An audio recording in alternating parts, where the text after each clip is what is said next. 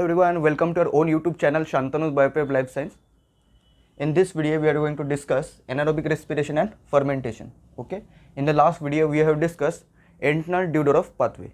Okay, so this topic is also important from exam point of view because few questions have been asked from this topic. Okay, तो हम बात करेंगे anaerobic respiration and fermentation की. ठीक है, anaerobic respiration मतलब क्या? Anaerobic मतलब in the absence of oxygen, ये सबको पता है. ठीक है, in the absence of oxygen. It is different from fermentation. तो यहां से क्वेश्चन आता है. ठीक है, या फिर यहां से क्वेश्चन पूछा जा सकता है कि एनारोबिक रेस्पिरेशन और फर्मेंटेशन सेम है या डिफरेंट है. अगर डिफरेंट है तो डिफरेंस किस बेसिस पे? ठीक है, तो यहां से भी क्वेश्चन पूछा जा सकता है.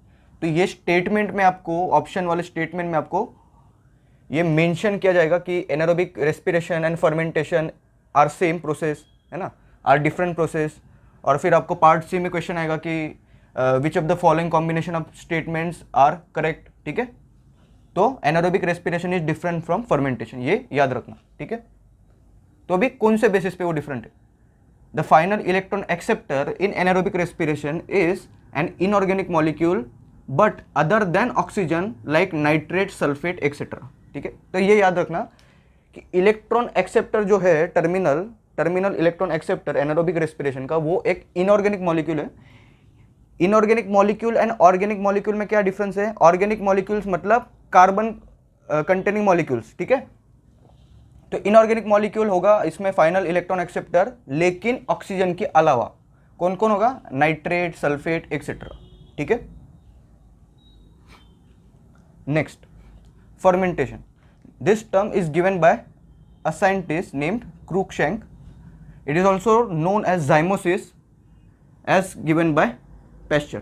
ठीक है, तो यहाँ से क्वेश्चन आया है एक दो बार. ठीक है, ये महाराष्ट्र सेट लाइफ साइंस में भी इसमें क्वेश्चन आया था इसके बेसिस पे कि zymosis नाम फर्मेंटेशन का कौन से साइंटिस्ट ने दिया है, तो उसका आंसर है Pasteur. Fermentation is a catabolic process. तो बहुत सारे लोगों को क्या लगता है कि एंड प्रोडक्ट बनता है तो फर्मेंटेशन एनाबोलिक प्रोसेस है, तो ऐसा नहीं है. It is a catabolic process, ये भी याद रखना. ठीक है, final electron acceptor in fermentation process is organic molecule. मतलब ऑर्गेनिक मॉलिक्यूल्स मतलब वो मॉलिक्यूल जिनमें कार्बन कंटेनिंग मॉलिक्यूल्स को हम बोलेंगे ऑर्गेनिक मॉलिक्यूल्स. ठीक है, तो ये भी इंपॉर्टेंट पॉइंट है कि there is no electron transport chain in fermentation. This is very important point. यहाँ से क्वेश्चन नहीं आया है लेकिन अभी पूछा जा सकता है. And the final electron acceptor is organic molecule. ये क्वेश्चन भी CSI नेट के पार्ट सी में पूछा गया है 2 से 3 साल पहले. ठीक है, ये वाला question unit number 12 applied biology जो है आपका यूनिट CSI नेट में, वहाँ से वो यूनिट में फर्मेंटेशन भी है, तो ये वाला स्टेटमेंट पूछा गया था. ठीक है, क्योंकि यूनिट नंबर 12 में अप्लाइड बायोलॉजी में आपको फर्मेंटेशन भी डिटेल में पढ़ना है. ठीक है, तो ऑर्गेनिक मॉलिक्यूल ये इंपॉर्टेंट, और there is no electron transport chain, ये भी इंपॉर्टेंट पॉइंट है. ठीक है, substrate breakdown is extra cellular. तो अभी कैटाबोलिक प्रोसेस की बात चल रही है और हमने ये डिस्कस किया था फर्स्ट लेक्चर से कि एनाबोलिक प्रोसेस मतलब वो प्रोसेस जहाँ पे इनऑर्गेनिक प्रीकर्सर से एक कॉम्प्लेक्स मॉलिक्यूल का फॉर्मेशन होगा, उसको हम बोलेंगे एनाबोलिज्म. कैटाबोलिज्म मतलब वो सारे प्रोसेसेस जिनमें एक कॉम्प्लेक्स मॉलिक्यूल का ब्रेकडाउन होगा इनटू सिंपलर मॉलिक्यूल्स. ठीक है, तो यहाँ पे कैटाबोलिक प्रोसेस है मतलब ब्रेकडाउन तो होना ही चाहिए. So the substrate breakdown is extra cellular. तो ये भी याद रखना, ये भी बहुत इंपॉर्टेंट पॉइंट है. Whereas in glycolysis the substrate which is glucose will be converted into pyruvate by breakdown of glucose into pyruvate, but that process is intracellular. कैसे? क्योंकि वो साइटोसोल में चलता है. साइटोसोल कहाँ पे होगा? सेल के अंदर साइटोसोल होगा, लेकिन यहाँ पे जो सबस्ट्रेट ब्रेकडाउन चलेगा वो होगा एक्स्ट्रा सेल्यूलर, मतलब सेल के बाहर. ठीक है, fermentation can be categorized into 2 types: lactic acid fermentation and alcoholic fermentation on the basis of the end products formed. तो ये एंड प्रोडक्ट्स के बेसिस पे उसका नाम दिया है लैक्टिक एसिड फर्मेंटेशन, यहाँ पे लैक्टेट बनेगा. अल्कोहलिक फर्मेंटेशन क्योंकि यहाँ पे एंड प्रोडक्ट इथेनॉल बनेगा. ठीक है, तो लैक्टिक एसिड फर्मेंटेशन देखेंगे. It will occur in muscles lactic acid bacteria like lactobacillus etcetera, ठीक है। पायरुवेट से चालू करेंगे तो एनारोबिक रेस्पिरेशन होगा, ग्लूकोज से पायरुवेट बनेगा, ठीक है। और फिर पायरुवेट के बाद वो बनेगा लैक्टेट। तो ये कैसे होगा, ठीक है। पायरुवेट का मॉलिक्यूल हमने ये ग्लाइकोलिसिस जब हमने पढ़ा था तब से हमने देखा है कि पायरुवेट का molecule with the help of chemical structures हमने देखा था, ठीक है। हर एक केमिकल फॉर्मूला कैसे हम डिड्यूस किए थे, just by remembering two intermediates that is glucose and fructose, ठीक है। तो ये पायरुवेट का molecule, this pyruvate molecule will get converted into lactate which will be catalyzed by an enzyme lactate dehydrogenase or also known as LDH. LDH को more efficient बनाने के लिए हमको कोफैक्टर लगता है Zn2+ और जिंक एंड को एंजाइम इज FMN, ठीक है। तो यहां पे क्या हो रहा है, NADH plus H plus is getting converted into NAD plus और NAD पॉजिटिव, मतलब जो NADH का मॉलिक्यूल था जो एंजाइम के साथ एसोसिएटेड था उसका ऑक्सीडेशन हो रहा है, ठीक है। ऑक्सीडेशन मतलब loss of hydrogen atom and electron, reduction मतलब acceptance of hydrogen atoms and electron. ये भी हमने प्रीवियस वीडियोस में बहुत बार डिस्कस किया है, ठीक है। ये 2 क्यों लिखा है मैंने यहाँ पे, क्योंकि there are 2 molecules of pyruvate. हमको पता है कि ग्लाइकोलिसिस में 1 glucose molecule will get converted into finally get converted into 2 molecules of pyruvate, ठीक है। तो ये 2 मॉलिक्यूल्स ऑफ पायरुवेट का आगे क्या होने वाला है वो हम देख रहे हैं अभी। तो ये 2 मॉलिक्यूल्स, अगर 2 मॉलिक्यूल्स हो गए पायरुवेट के तो 2 NADH लगेंगे, एक पायरुवेट के मॉलिक्यूल को एक NADH लगेगा to get converted into lactate. तो अगर 2 पायरुवेट के मॉलिक्यूल्स कन्वर्ट हो रहे हैं लैक्टेट के अंदर तो 2 NADH का यूटिलाइजेशन होगा, ठीक है। तो क्या हुआ, NADH plus H plus जो लैक्टेट डिहाइड्रोजनेस एंजाइम के साथ एसोसिएटेड था उसका ऑक्सीडेशन हो गया, मतलब loss of this hydrogen atom and electron. और वो हाइड्रोजन एटम एंड इलेक्ट्रॉन जो लिबरेट हुए हैं वो किसने एक्सेप्ट किए, पायरुवेट ने। कहाँ पे दिखाया है, ये देखो यहाँ पे दिखाया है मैंने, हाइड्रोजन हो गया, hydrogen attach, NADH plus H plus का ऑक्सीडेशन हुआ, पायरुवेट का रिडक्शन हुआ इनटू लैक्टेट। तो पायरुवेट के मॉलिक्यूल के ऊपर जब हाइड्रोजन एटम लग जाएगा तो क्या हो जाएगा, रिडक्शन किसका होगा, पायरुवेट का होगा। क्योंकि हमने देखा कि जब लॉस ऑफ हाइड्रोजन एटम होगा, loss of hydrogen atom and electron, तो उसको हम बोलेंगे oxidation. Acceptance of hydrogen atom and electron is known as reduction. Pyruvate के मॉलिक्यूल के ऊपर हाइड्रोजन एटम लगा, वो कन्वर्ट हो गया या फिर वो रिड्यूस हो गया इनटू लैक्टेट। और यही तो यहाँ पे मैंने लिखा है कि pyruvate is reduce to lactate. तो मैंने ये अच्छे से आपको समझा दिया है।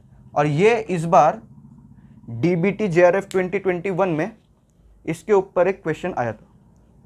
तो अभी बहुत सारे स्टूडेंट्स को ये लग रहा होगा पहले कि ये तो बहुत मुश्किल है ना। तो इसमें क्या मुश्किल लगा आपको, ठीक है।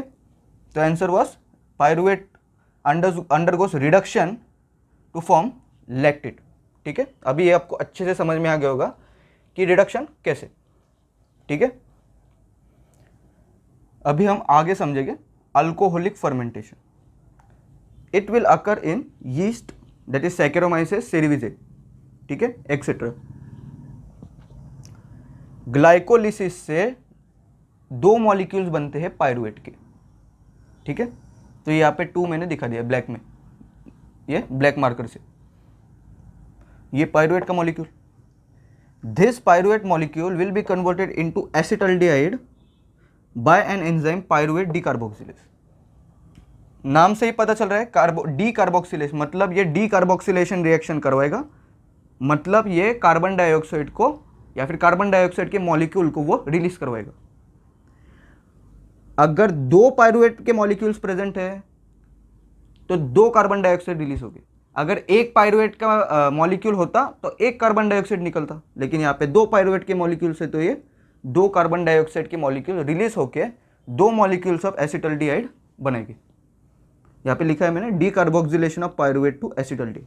तो ये भी आपको क्वेश्चन में पूछा जा सकता है कि pyruvate is converted into acetaldehyde by which reaction, oxidation है, रिडक्शन है, कार्बोक्सिलेशन है, डीकार्बोक्सिलेशन है, हाइड्रेशन है या डिहाइड्रेशन है।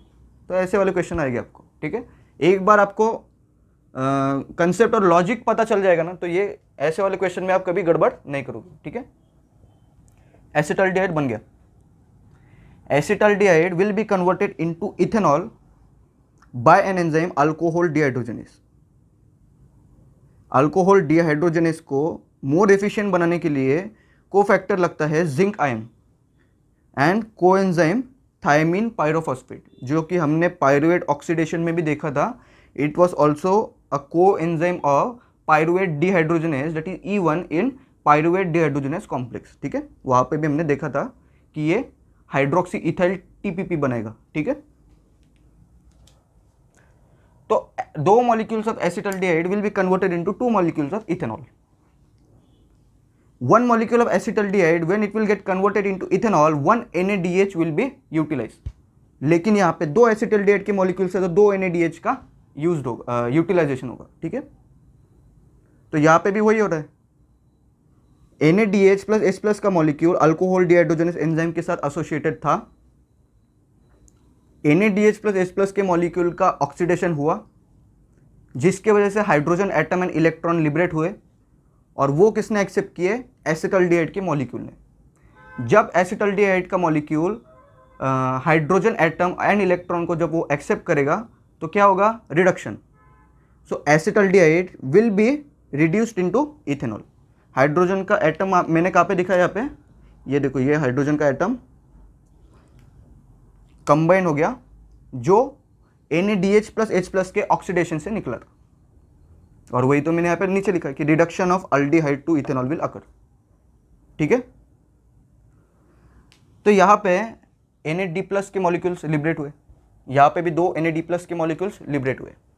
सो दिस NAD प्लस और NAD positive molecules which have been liberated are regenerated via this process and it can be again used in glycolysis under anaerobic condition। हमको पता है कि ग्लाइकोलिसिस में दो NAD प्लस के molecules लगते हैं, ठीक है, and this two NAD plus molecules will be again reduce to form NADH, क्योंकि हमको पता है कि ग्लाइकोलिसिस में दो मॉलिक्यूल्स किसके बनेंगे? NADH प्लस H प्लस के। 4 ATP बनते हैं, उसमें से दो कंज्यूम हो जाते हैं। कहाँ पे कंज्यूम होते हैं? फर्स्ट स्टेप में एक, थर्ड स्टेप में एक, तो टोटल 2 ATPs का कंजम्पशन होता है, ठीक है। तो 4 - 2 इज 2, और दो NADH के मॉलिक्यूल्स बनेंगे, मतलब 6 ATP, तो 6 + 2 = 8 ATP, ठीक है। ये हमने डिस्कस किया था in very much detail while studying glycolysis. तो अगर आपने वो वीडियो नहीं देखा तो प्लीज़ वो देख लेना।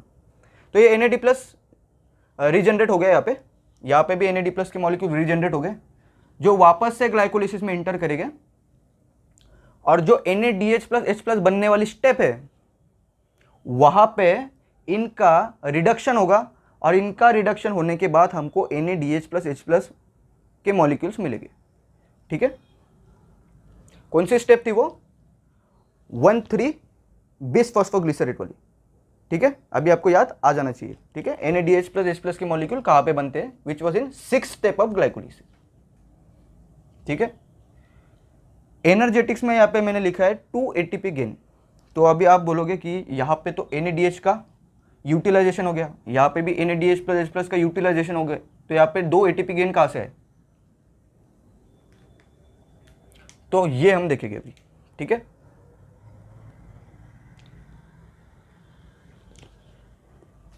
फर्स्ट स्टेप ऑफ ग्लाइकोलिसिस में एक ATP का कंजम्पशन होता है, that is glucose to glucose 6 phosphate, ठीक है। फिर उसके बाद सेकेंड स्टेप कौन सी है? Glucose 6 phosphate to fructose 6 phosphate. फिर थर्ड स्टेप में और एक ATP का यूटिलाइजेशन होता है, fructose 6 phosphate to fructose 1,6 bisphosphate. तो यहाँ पे भी एक ATP का यूटिलाइजेशन हो गया। टोटल ATPs यूज कितने हुए? 2, ठीक है। फिर हमको पता है कि दो मॉलिक्यूल्स या फिर 2 molecules of NADH plus H plus are produced in 6 step. ठीक है, तो 2 मॉलिक्यूल्स अगर बन रहे हैं, एक molecule NADH plus H plus का 3 ATP बनाता है जब वो इलेक्ट्रॉन ट्रांसपोर्ट चेन से पास होता है, तो 2 मॉलिक्यूल्स NADH के कितने ATPs बनाएंगे? 6 ATP। ठीक है, फिर 7th और 10th स्टेप जो फॉस्फोराइलेशन स्टेप है, वहां पे हमको 2 ATPs मिलेंगे, मतलब 4 ATPs मिलेंगे हमको। ठीक है, तो अभी हम इसको कैलकुलेट करेंगे। 4 ATP मिले, फर्स्ट स्टेप और थर्ड स्टेप में 2 ATPs यूज हुए, और 7th और 10th स्टेप में हमको 4 ATPs मिले। तो 4 - 2, 4 वाले बने, उसमें से 2 कंज्यूम हो गए फर्स्ट एंड थर्ड स्टेप में। 4 - 2 इज 2 ATP। और NADH का क्या हो रहा है? NADH का तो यूज हो गया यहाँ पे। When pyruvate was getting converted into lactate, 2 NADH plus H plus were getting used. तो 2 NADH जो ग्लाइकोलिसिस में बने थे उसका तो यूज हो गया यहाँ पे, तो उसके जो 6 ATP है वो हम काउंट नहीं करने वाले। तो नेट गेन कितना हो गया? 2 ATP। ठीक है, यहाँ पे भी जो ग्लाइकोलिसिस में NADH के मॉलिक्यूल्स बने थे वो तो हमने वैसे के वैसे दोनों के दोनों तो यहाँ पे यूज कर लिए to convert acetaldehyde into ethanol. So net gain is 2 ATPs। ठीक है, तो यहाँ से भी क्वेश्चन आ सकता है। जाइमोसिस नेम किसने दिया, ये क्वेश्चन आएगा। Whether anaerobic respiration is different from fermentation और नॉट, ये आएगा। Final electron acceptor in anaerobic respiration is organic और inorganic. Final electron acceptor in fermentation is organic molecule or inorganic molecule. Whether electron transport chain will occur in fermentation or not. Substrate breakdown in fermentation is extracellular or intracellular. तो ये questions में, ये options में आ सकते हैं आपको। ठीक है, इसके ऊपर क्वेश्चंस आ सकते हैं। नेट गेन कितना है वो आ सकता है। ठीक है, coenzyme and cofactors of lactate dehydrogenase and alcohol dehydrogenase, ये आ सकता है। पायरुवेट का कौन सा रिएक्शन या फिर कौन सा स्टेप होने के बाद वो लैक्टेट में कन्वर्ट होगा, वैसे ही acetaldehyde will get converted into ethanol by which of the following step? Reduction, oxidation, decarboxylation, carboxylation, hydration, dehydration, वो आएगा एग्जाम में। ठीक है, तो ऐसे वाले क्वेश्चंस आएंगे आपको। और एक बात, ये भी बहुत बार पूछा जाता है कि कोफैक्टर एंड कोएंजाइम में डिफरेंस क्या है। तो एक बात तो हमको याद रखनी है। ठीक है, cofactor and coenzyme both are non protein component. ये क्या है? नॉन प्रोटीन मॉलिक्यूल से, दोनों के दोनों। ये पॉइंट नंबर 1 हो गया। पॉइंट नंबर 2, कोफैक्टर इनऑर्गेनिक होगा, कोएंजाइम ऑर्गेनिक होगा। ठीक है, cofactor is inorganic molecule, coenzyme is organic molecule. ये दूसरा पॉइंट। कोफैक्टर का काम क्या है? Mainly to increase the rate of reaction. ये एंजाइम को हेल्प करवाएगा to increase the rate of reaction by itself acting as a catalyst. ठीक है, कोएंजाइम का जो मेन रोल है वो क्या है? It is also associated with an enzyme. ठीक है, but its role is to serve as a carrier to the enzyme. ये क्या करेगा? कोएंजाइम क्या करेगा? It will transfer the chemical groups between enzymes and molecules. ठीक है, फॉर एग्जाम्पल इसका देख लेते हैं, NADH प्लस H प्लस। ठीक है,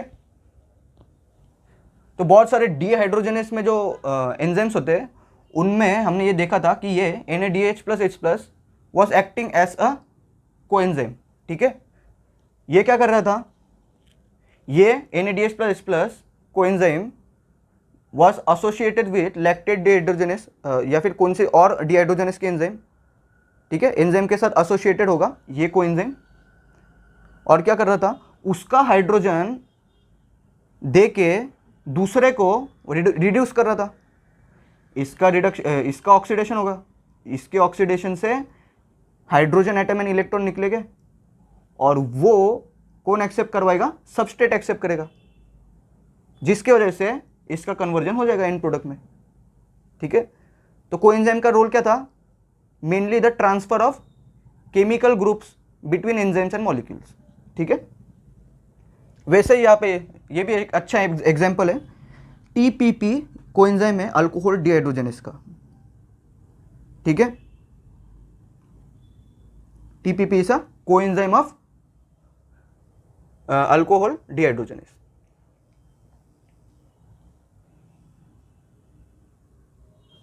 तो ये सब पॉइंट्स थे जो कि एग्जाम में आ सकते। वैसे कोएंजाइम है ना, coenzyme can also transfer the acyl groups between enzymes and molecules, ठीक है। So this was all about anaerobic respiration and fermentation. I hope ये वीडियो आपके लिए हेल्पफुल रहा होगा। So please don't forget to like, share and subscribe my YouTube channel. अगर कुछ भी डाउट हो तो आप कमेंट सेक्शन में वो डाल सकते हो। और एक इम्पॉर्टेंट बात यह है कि मेरा एक लाइफ साइंस का ग्रुप है टेलीग्राम पे, शांतनुज बायोप्रेप लाइफ साइंस। मैं ये इसका लिंक डिस्क्रिप्शन में देने वाला हूँ। It has more than 3000 premium quality quiz question for your practice. मैं रेगुलरली क्विज क्वेश्चन यहाँ पे अपलोड करते रहता हूँ। It also has short notes and study material available on that group. अगर आपको ज्वाइन करना है तो आप वो कर सकते हो, ठीक है। मैं important notifications about upcoming exam भी उसके ऊपर अपलोड करते रहता हूँ। So okay, so see you in the next video. Thanks for watching.